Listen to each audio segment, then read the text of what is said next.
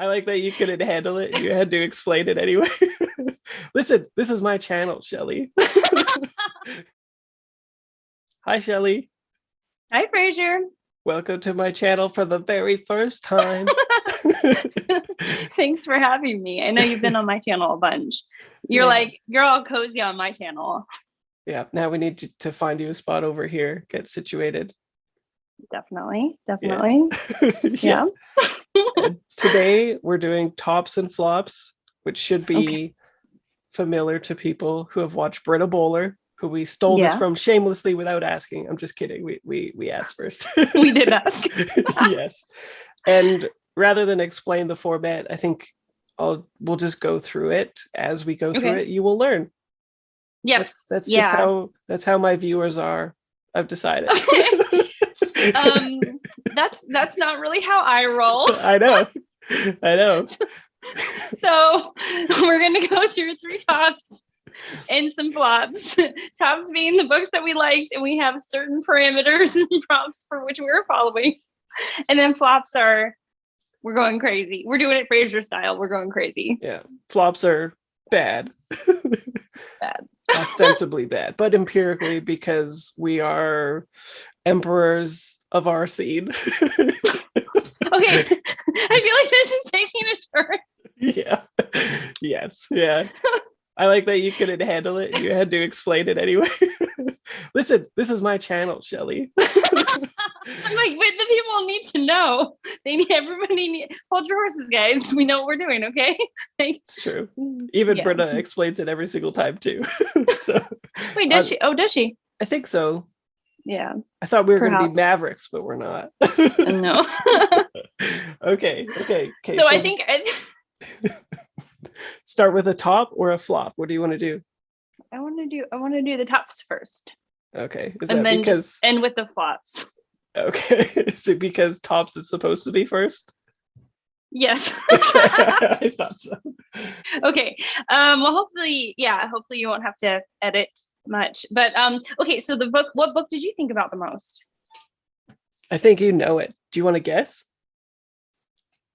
You don't have to. It's too much pressure. Go ahead. Yeah, no, you go ahead. Oh, The Art of Losing. Oh, that's exciting. Mm-hmm. By Alice Zeniter. Zeniter by Alice Zeniter. Yeah. Oh, yeah. The Art of Losing. I forgot. I was thinking, for whatever reason, all I can think of was The High House, but I was like, that is not the book we thought about the most. But it was the only one I could think about. Okay. Tell me about The Art of Losing. The Art of Losing. Why did you think about it the most? Why? Oh, Yeah. Well, both. It goes hand in hand with what it's about anyway, I think. So this book is about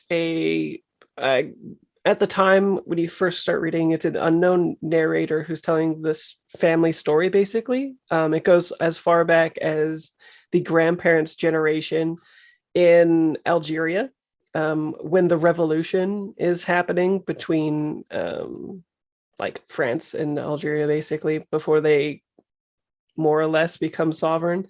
It's a little messy, but we'll go with that. Okay. And I thought about it the most because it's just like got the most like captivating voice, and it was able to really, it's like teaching you without teaching you kind of knowledge, it slips it in very seamlessly with the narration. So I just learned so much about France and so much about Algeria, so much about the specific like immigration, I guess, that happened. It's not really, it's kind of forced immigration, but basically I knew nothing about this and it kind of blew my mind. But that's what I'm trying to say. Yeah. Mm-hmm. That's fantastic. Yeah. And it was a Booktube prize book, so I'm trying to be like circumspect about it. That's why I'm trying to choose my words carefully. I thought about it the most. Did I love it though? Who knows? I'm not influencing anybody. Okay. Well, that's really exciting. How about you? So the book I thought about the most, it actually goes with our classics pick. So in our tops, we choose our favorite classic. And so I am going to skip that. So I'm going to the book that I thought about the second most, and then there's very good reason why. So I'm going with Pilgrim at Tinker Creek by Annie Dillard. Yeah, which is really exciting. So this is Annie Dillard goes out to Virginia, and actually you and I read this together, and she spends a year sort of observing and being out in nature and trying to see better, like see nature differently. And she's a great writer. But what I thought about the most had to do with like our group read. So it was you and I, and then Sandy at Miss Reads a Lot, and Sonia, our friend and subscriber and commenter. And I thought it was interesting that like I loved it the most. You did, like, yes. And I think the responses varied from like not liking it almost at all, like not really liking it, to me loving it. And I was wondering why. So the reason why I thought about it the most was because I was wondering why I loved it the most. And I landed on the fact that I really like when she talks about bugs, and I want to read more books about bugs. And so then I read this, Spider and the Fly. And I really enjoyed the way he, Anthony, this illustrator, the way he characterizes bugs. But yeah. And what is that book about, The Spider and the Fly? The Spider and the Fly is a cautionary tale of not letting flattering words sway your judgment. Oh. And so it's by the poet Mary Howitt, who was a Victorian poet. But then Tony, the guy whose last name I can't say, illustrated it, and it was like honored for its illustrations a few years back. Oh, cool. Very cool. So now, are we going to do another top, or are we going to do a flop? What do you think? We can seesaw around. No. Let's do the next top. So, okay. The classic that you like the most, and then we can do our standout for last. Let's do the classic. Okay. I wonder if we have the same one. Same classic? Yeah. I doubt it. But okay. Well, mine is one that. Okay, go ahead. Finished yesterday. Oh. Yes. Mouse by Art Spiegelman. Yes. And you're the one that got me to read this. Mm-hmm. And I thought it was pretty amazing, actually. And I guess I would say comfortably that it's like at least a modern classic, right? Yeah. Like definitely. I don't think it's a classic because it's not that old from what I recall. Like it was published in what, like 80s? Mm-hmm. I think the first book. The first and then book. The second, yeah. Yeah. But yeah, I would say so, especially since it's been, it had a resurgence in the public eye very, very recently because it was banned. Yeah. And there was controversy surrounding it, which I feel like is further pushing it to be a classic. Yeah, well, it sold out right afterwards. So good job, dummies. You played yourself. Why was this your favorite classic? So I expected this, I think, like most people, to be a story of Holocaust. He's telling the story of very specifically his father, recounting this in a sort of like meta way. And interestingly, the meta component of this book was like as good as the Holocaust story to me. Mm-hmm. Him going and talking to his father, dealing with the realities that his father is dealing with as an older man. Who's married and like has these idiosyncrasies, I guess is what you would call them. And just the relationship and their dynamic is just really honest and sometimes brutally honest. I think like it paints them in sort of a selfish light sometimes even. And so it was just, I don't know, surprising that both components were as interesting as the actual Holocaust story, you know? Okay, well, my favorite classic, can you guess? Do you know? I don't know. I don't think. You don't know? I'll probably know once it's held up, though. Oh, yeah, definitely. But that's not how precognition works. North and South by Elizabeth Gaskell. So this was the book that I hinted to at the beginning that I thought about the most, and it is my classic. And it had a lot to do with how I read this. I read 2 chapters a day with a buddy reader, Jack from Spread Book Joy, and we checked in every day pretty much. And so like the pace was really slow, and I had to kind of made me stop and think about what I wanted to say about the book every single day. And we read it over the course of like 3 weeks, I think. And so just by the way I read it, it made me think about it the most. Okay, and then if you don't know what it's about, it's a love story. It is centered around a love story between Margaret and her Mr. Thornton, the male protagonist. And she's got a really complex relationship with her family. It's during Victorian times, and through the tumultuousness of her life, she kind of grows up and figures some things out.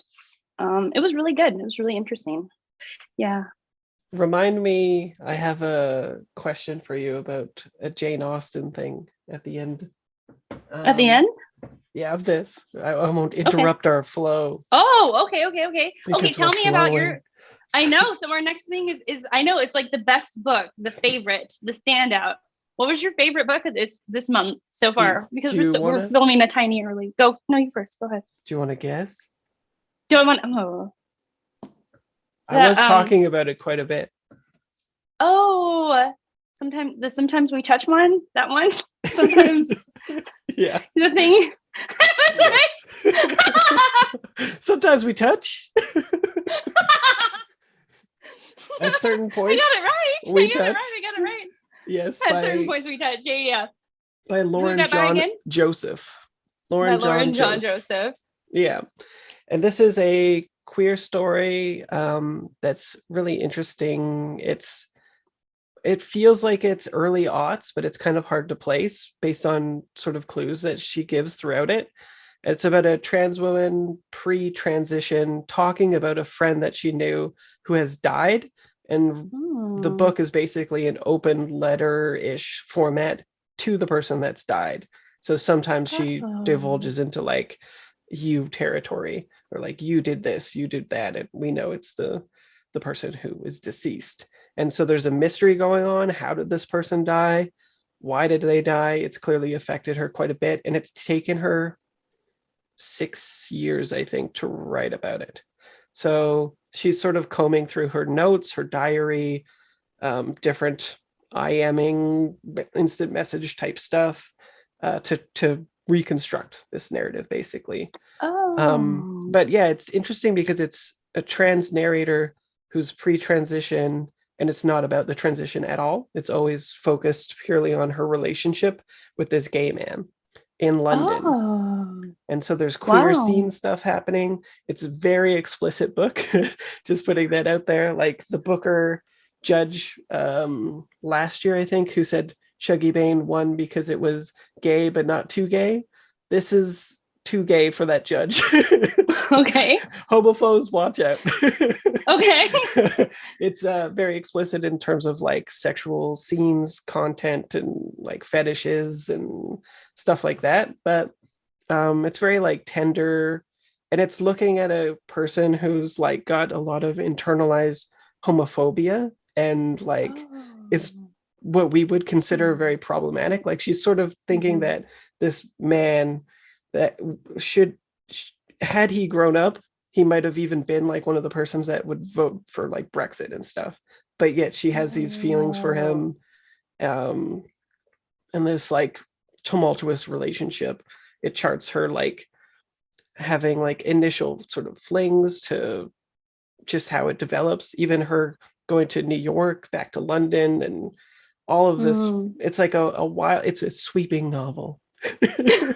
Sounds like a lot of plot also, just like a lot happens, and it sounds like a big journey in between those two plot points, the beginning and the end. There's like a lot that happens, and it sounds great. Interiority, very literary in terms of like it feels like an MFA book, like kind of like pushing the boundaries of sentences, basically. Really good diction, really good specificity, the things that I like. So that's That's sometimes we touch. That's exciting. So I don't think the touching, the one where they're, I don't know. Yeah, that is amazing. That one. Yeah. Michelangelo. So how about you, Shelley? Oh, my favorite book, probably to no surprise of like anybody maybe, is Young Mungo by Douglas Stuart. So yeah.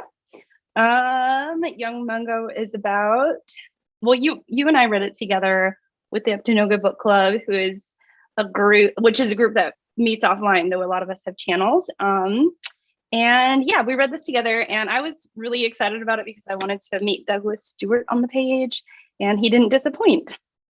I don't know. I guess it's about a young man who is the youngest in a family, and that puts him in a kind of an interesting position in which a lot of the family members have a lot of sway over his life and influence. And it's about somebody who's soft, and the same protagonist, Mungo, is soft and gentle and wants to please others. And he kind of goes on a journey of self-discovery, essentially. And though it seems quite bleak, it is actually a very hopeful book. And I think that some people should know that out there. So yeah, I really enjoyed it. It was great. Yeah, bit of a mystery element set up right at the beginning too, right? Where it like intersperses the future and the past or whatever, ostensibly, at least at the beginning, where you're like, what is happening? Yeah, there's definitely like immediately 2 timelines are set up. And though I'm a little bit over the 2 timeline thing, like if I'm being really honest, this definitely felt like there was one timeline set in the city, and you were seeing a lot of people and a lot of the characters were being well developed in this sort of town where Mungo's, what was it, Glasgow, where Mungo's living. And so you're kind of in there hanging out with like his family members and his brother and other people. And then it's like the opposite happens. You're in this like desolate area in nature. And so I really like the contrast between the 2 settings. I never felt lost or confused as to where I was at. It was great. It was really good. It's a great book. Yeah. I really want it to be on the Booker, and I feel like it would be a shame if it wasn't, you know? So, so yeah. I think so. And so now some flops. Some floppies. Oh yeah, some flops. What's your flop? What's your first flop? First flop. I have one flop. I'm going to do one. Just you could do one. 2. No. Go ahead. That's first flop. 2001: A Space Odyssey. Oh really? I'm shocked. I'm very surprised. Yeah, this was really good until the 2/3 mark, and it even says apparently Sarah from Freshly Read Reads had a copy where there was like a pretty comprehensive introduction, and I guess this was in development at the same time as the film, and they had no idea where the story was going until they figured it out after the 2/3 mark, and you can tell because it's some bullshit. Okay. Yeah. Okay. It transitions from like science fiction to complete fantasy basically by the end, and I was just like not here for it at all. Yeah. Just like the Odyssey. Okay. By Arthur C. Clarke. Yeah, I like the other Odyssey, the good one. Oh, the one by Homer? Yeah. That one? Okay. Yeah. All right. My flop was it took a turn. It was like heartwarming my soul, and then it was like, and then I'm destroying you. And I was like, oh wow, oh, okay. I did not expect this. So the book that started off really good, but then ended up being terrible was The Lion, the Witch, and the Wardrobe by C.S. Lewis. That's a true fact. That is a true fact. So I'm somebody who grew up reading C.S. Lewis. Well, C.S. Lewis was read to me. And The Lion, the Witch, and the Wardrobe was a very, like, I don't know, I remember being read to me. We also had the movie growing up, the one with Angelica Houston as the White Witch. And so when the chapters that go along that near like the first, I would say maybe the first 8 chapters, right until you get to Christmas in the book, was very delightful. And then Santa decides to give presents out, and he's like, here, young ladies, here's a horn and some medicine because I don't want you to fight, daughters of Eve. I was like, okay, what kind of message are we sending there? And then he was like, and here, Edmund, here's a sword so that you can go out there and fight. And I was like, what kind of message are we sending out there, y'all? And then and then it lost me from there, like all the biblical references, which I think would have been charming for me in a different context, it just didn't work for me. And so it just felt very grating. And then everything after that, I just felt like I didn't give it any credit. So he was like, oh, children, we don't need to get into that. And I was like, we don't need to get into it, or you can't envision it. Like, I don't know. Snap. I was like, are we just telling the children how to think? We're just like, oh, that detail is not important. I just like I gave C.S. Lewis like no credit after that. And yeah. And I wanted to say that this is a long standing journey for me, because 2 years ago I read The Magician's Nephew, and it was my worst book of 2020. So yeah, I need to just stop with the Narnia stuff. Anytime you want a shitty book, just pick up a Narnia book. Yeah. I mean, I'll keep this set around for my children, but it's solidly not a good book. So in my opinion. Me too. I tried doing I read that first book as well last year as an audiobook, and I was terrible. Yeah, really bad. Mm-hmm. Yeah. What's your other flop? My other flop, I just finished the other day, How High We Go in the Dark. Oh, yeah. I was expecting this to be quite good because a few people recommended it to me. It's doing that fun little thing, just like dual timelines, interconnected short stories, exciting. Yay! Except not, because it sucks. I think that format can be good, but in this case, not really. It's about a virus that is uncovered and subsequently sweeps the globe. And it primarily targets children at first as well. So it's like goes from trauma porn basically to like malaise and like non-protagonist protagonists basically, who are like, why is this the viewpoint of the story essentially? But they're quietly kind of hopeful, somewhat interconnected to this virus thing in certain ways. Either they're genetically like related to the people who were in the earlier stories directly connected to the virus, or doing something with it. Like there's a lab technician who's just like the saddest woman in the world with a really bad marriage, and all she cares about is this like cadaver body person where she's trying to like work on the virus. Like she doesn't care about her marriage at all. And that's sort of the vibe of this book, where it's just like malaise forever. Every subsequent chapter is more like depressing the next. It doesn't actually function well as a story. The timeline doesn't make sense in multiple spots. Somehow it takes 7 years for the virus to get to America, but then in another timeline, there's like, or not timeline, but in another story, there's like stuff happening where it completely contradicts that note.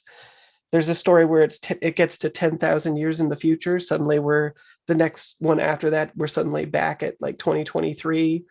I think the virus comes out really early, like 23 or 25, something like that. So it's happening soon. And this world's going down real soon here. Basically nothing about it worked very well, except it's very readable. The prose itself were really good. So it was a fast book, but sounds terrible. And the last chapter actually almost made me throw the book against the wall. Like it's just terrible. It goes into, again, fantasy land, sci-fi going fantasy. Don't do that to Fraser. To Fraser's reads. Stick to sci-fi. Yeah. Or just pick a lane. Yeah. Pick a lane. Wow. Okay. Yeah. All right. So the last question was like, how do you think your reading month went overall? Just if you were going to condense it to like a word or a sentence, or really great. I think I read 44 books so far, and most of them are at least above a 4. Wow. Okay. I've read about 10. I've also had a really good reading month, but I would say that my word would be like, I'm like creating space, I think. Just I feel like I'm reading a bit less. I'm about to go on vacation, doing less buddy reads. And so so I feel a lot of like space in my life, but also my reading life subsequently. So that feels quite nice. Yeah. That's great. Well, thanks for coming on the channel. Yeah, thanks for having me. A little experimental tops and flops. Hopefully we'll do it Yeah, again. I hope Because so. whether people enjoyed this or not, we're going to keep doing it, suckers. Yeah. I'm excited to see maybe what our reflection will look like next month. Maybe we'll be like, this wasn't terrible. This is terrible. I don't know. Or it was amazing. Who knows? We're Maybe the master maybe of our it will destiny. we are. So that's what we're doing. Mm-hmm. So Okay. Well, before we get too silly, I guess we should go. Yeah. Okay. Yeah. Bye, Shelley. Bye, Fraser.